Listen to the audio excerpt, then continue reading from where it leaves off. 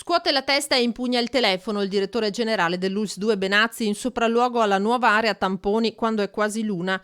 Ancora ci sono lunghe code, in auto mamme sfinite e bambini fin troppo bravi ad aspettare. Occorre fare di più e così da domani l'orario raddoppia. Accesso diretto dalle 7 alle 19, dal lunedì al sabato, mentre la domenica la chiusura resta alle 13.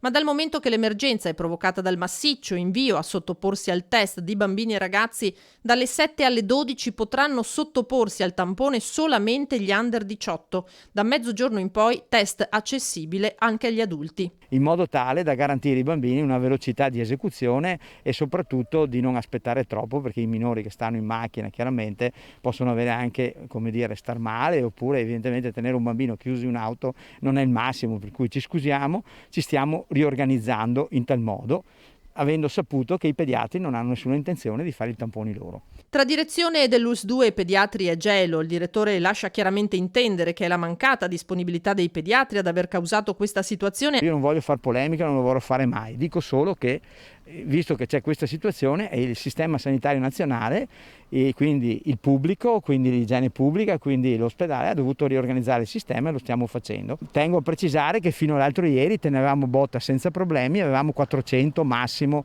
tamponi al giorno qui a Treviso, oggi ormai stiamo sfiorando i 700. Orari raddoppiati anche negli altri distretti, nei nuovi punti tamponi che saranno allestiti la prossima settimana dal Tivole all'ex Velo di Via Piave e alla Zoppa Arena, Conegliano. A Oderzo l'area messa a disposizione dal comune è quella dell'ex Foro Boario, ma in quel caso l'orario rimarrà sempre 7:13.